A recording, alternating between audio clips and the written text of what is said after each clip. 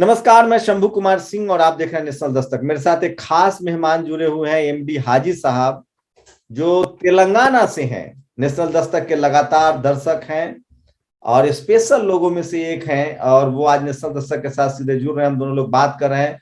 MD हाजी साहब, स्वागत है आपका। अपने बारे में कुछ बताइए। आप मेरा स्वागत कर रहे हैं। सबसे पहले मैं आपको नमन करता हूं, और उसके साथ साथ मैं भी मेरी ओर से आपका स्वागत करता हूं, क्योंकि प्लेटफॉर्म प्रोवाइड करने वाले का स्वागत करना चाहिए। एक इंडिविजुअल आदमी को जो प्लेटफॉर्म प्रोवाइड करता है उसका स्वागत करना चाहिए, और वो हम करते रहेंगे। कब से नेशनल दस्तक देख रहे हैं आप? आप तेलंगाना में हैं, तेलुगु बोलते होंगे। नेशनल दस्तक कब से देख रहे हैं और क्यों देख रहे हैं? भाई, नेशनल दस्तक कब से देख रहे हैं ये पूछने से अच्छा है कि नेशनल दस्तक क्यों देख रहे हैं ये पूछिए आप। जी बताइए। क्योंकि नेशनल दस्तक हम इसलिए देख रहे हैं कि जो मेन स्ट्रीम में नहीं देखने को मिलता है वो नेशनल दस्तक पे मिलता है। अच्छा, क्या क्या क्या सही लगता है नेशनल दस्तक से? नेशनल दस्तक की सही लगता है। नेशनल दस्तक में क्या सही लगता है तो मैं नहीं चुन पाऊंगा। मैं बहुत सारे यूट्यूबर्स को देखता हूं, उसके बाद मैं आपको चुना हूं, तो ये आप समझिए कि पूरा नेशनल दस्तक, और सबसे ज्यादा आपको मैं बहुत पसंद करता हूं। क्यों पसंद करते हैं? कोई तो वजह बताइए। चेहरा मेरा पसंद है, बड़ी हुई दाढ़ी जो पसंद मुद्दे है। उठाते हो आप, मुद्दे उठाते हो, जो मुद्दा, इतने बड़े बड़े मुद्दे हमारे देश में बहुत सारे मुद्दे पड़े हुए हैं, लेकिन उसको कोई ढंग से नहीं उठाता है। और आप इतनी बारकाई पे, यानी कि हर छोटी छोटी बात को आप एक ऐसा मुद्दा बनाते हैं जो जिसको जो चाहिए वो देते हो आप, जिसको जो चाहिए वो परोसते हो आप। इसलिए हम आपको और आपके चैनल को पसंद करते हैं। तो उसे आम लोगों का जीवन बदल रहा है क्या? मैं जो बोल रहा हूँ रात दिन, उसे क्या लग रहा है? कोई फर्क पड़ रहा है एमडी साहब? शंभू साहब, एक इंसान से फर्क नहीं बदल, यानी कि देश नहीं बदलता है या किसी की जिंदगी नहीं बदलती है। जिंदगी बदलने के लिए, हालत बदलने के लिए सबको आगे आना चाहिए। अब मैं कह रहा हूं, मैं आपको देख रहा हूं, आपको सुन रहा हूं, मुझे कई सारी जानकारी मिल रही है ना। अगर मैं मेन स्ट्रीम मीडिया से लगा हुआ रहता तो मैं तो गुमराह ही रहता था ना, भटका हुआ राही रहता था। मैं जब से आपको देख रहा हूं तो मुझे देश में आखिर वाकई में मुद्दे कौन से हैं और क्या होना चाहिए, क्या हो रहा है, ये मुझे एक जिसके पास आंख नहीं है, जिसकी नेत्र नहीं है, उसको आप सच्चाई दिखा रहे हो। इससे बड़ा और क्या कर सकते हो आप? कैसे देख रहे हैं देश में जो चल रहा है उसको? आप कैसे देख रहे हैं? एक मुसलमान के तौर पे आपको डर लग रहा है? एक स्पेशल पर्सन होने के नाते आपको लग रहा है कि सरकार आप लोग के लिए नहीं कर रही, तो क्या करना चाहिए? देखिए, या तो मैं दिव्यांग हूं उसे मुझे डर लग रहा है, या मैं मुस्लिम हूं इसलिए मुझे डर लग रहा है। मुझे डर इसलिए लग रहा है देश के हालात को, अगर मैं ये बात कहूंगा तो बहुत बड़ी हो जाएगी, लेकिन अभी ऐसा लग रहा है कि मैं इस देश का नागरिक, 2014 से पहले मुझे अपने देश पे, मैं देश का, भारत का नागरिक हूं ये कहते हुए मैं सीना चौड़ा करके बोलता था। लेकिन आज मैं वही कह रहा हूं। आपने मुझे ये बात बताया कि अगर आपको, यानी कि आपने मुझे पहले भी अलर्ट किया है, लेकिन फिर भी मैं कह रहा हूं, हिंदू मुस्लिम की तो छोड़िए, देश में कोई नागरिक सुरक्षित नहीं है साहब। कैसे? अच्छा, कैसे? महंगाई से परेशान है, लॉ एंड ऑर्डर से परेशान है, और जब हमारे पास पैंडेमिक का दूसरा सेकंड वेव आया था, तब कई सारी जनता अपने आप को असुरक्षित महसूस कर रही थी।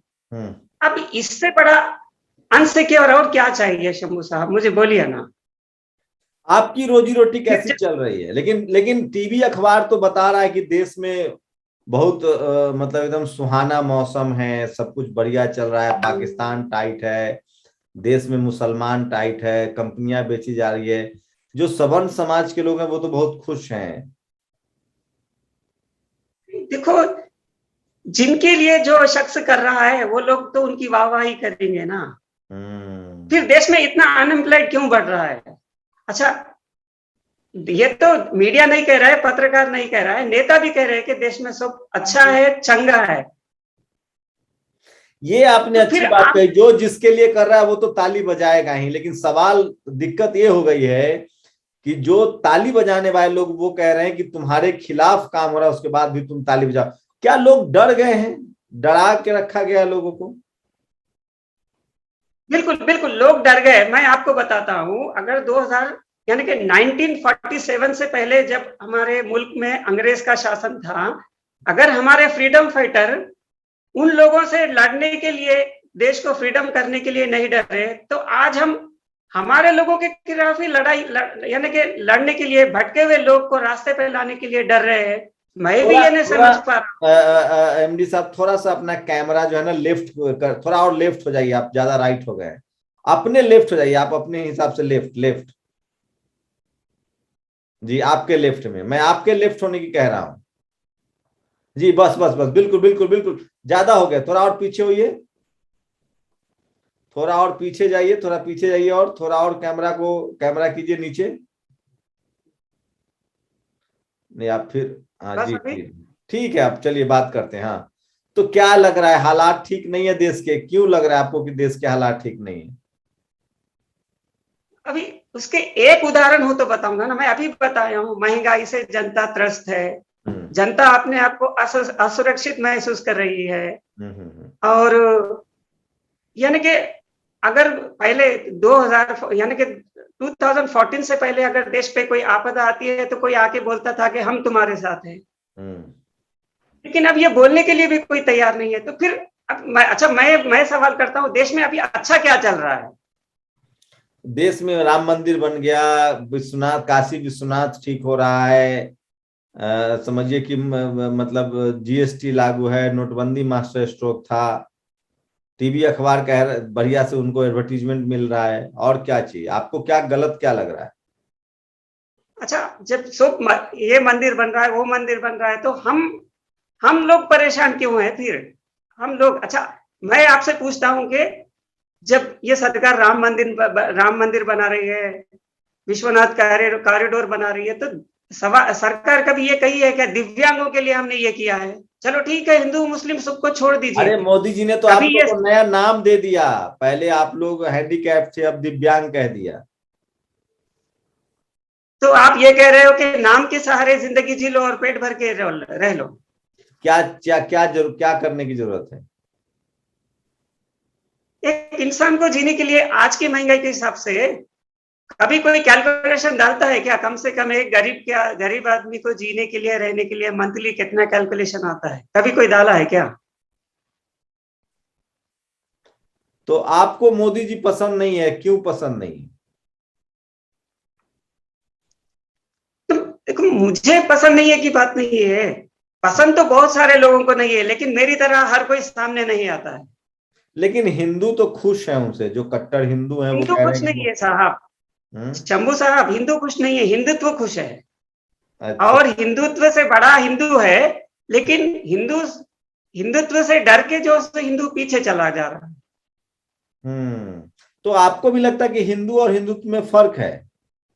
बहुत फर्क है, क्या बहुत फर्क है। क्या फर्क? मैं कम से कम 20 साल हिंदू में रहा हूं, तब मुझे डर नहीं लगता था, लेकिन आज जब हिंदुत्व हावी हो गया है तो डर लग रहा है। लेकिन सर मैं तो देख रहा हूं, जो कांग्रेस के सरकार में हिंदू थे वही हिंदुत्व हो गए, फिर कांग्रेस की सरकार आ जाएगी, कट्टर हिंदुत्व हिंदू बन के वही काम करेगा।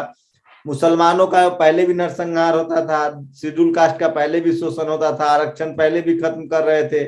जो कांग्रेस का जो हिंदू है, वो कौन ऐसा काम है जो बीजेपी कर रही है सर, जो कांग्रेस नहीं करती थी? निजीकरण कांग्रेस लेकर आई, सबसे ज्यादा दंगे कांग्रेस के राज में हुए हैं।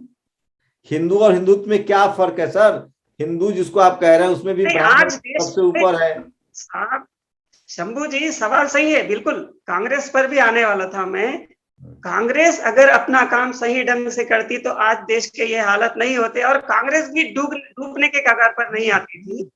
लेकिन आप जो कह रहे हैं कि बिल्कुल मैं मानता हूं कि मुसलमानों को आजादी से आज तक कोई ना तो गोद में बिठाया है ना झूले में झुलाया है, लेकिन मैं मुसलमान की बात नहीं कर रहा हूं। आजकल जो सच्चाई पे चलने वाला है वो हर कोई असुरक्षित महसूस कर रहा है, ये बात को आपको मानना पड़ेगा। आपकी जिंदगी कितनी बदली है कोरोना के बाद, लॉकडाउन के बाद, जबकि फिर से लॉकडाउन लगने की तैयारी हो रही है? मेरी जिंदगी में कोई बदलाव नहीं आया है। बस मेरे पास जो है, मुझसे जो मेरे पास जिस तरह से होता है मैं उसी को रूटीन करता हूँ, चला लेता हूँ। बदलाव नहीं। अभी ऐसे डर लगता है कि आज का तो दिन गुजर गया, लेकिन कल क्या होने वाला है। तो क्या लग रहा है, आपकी जिंदगी मुश्किल हो गई है, काम धंधा ठीक नहीं चल रहा है, क्या करते हैं? आपने कहाँ तक पढ़ाई की है? देखिए, मैं एक ग्रेजुएशन हूँ सोशल से, बीए ग्रेजुएट हूँ, और एक एज अ स्पेशल एजुकेटर, जो अगर हम जनरली कहा जाए तो डीएड में ब्लाइंड के लिए, मैं ब्लाइंड स्कूल में पढ़ाता हूँ। तो मैं डिप्लोमा इन स्पेशल एजुकेशन यानी कि स्पेशल एजुकेटर हूँ मैं।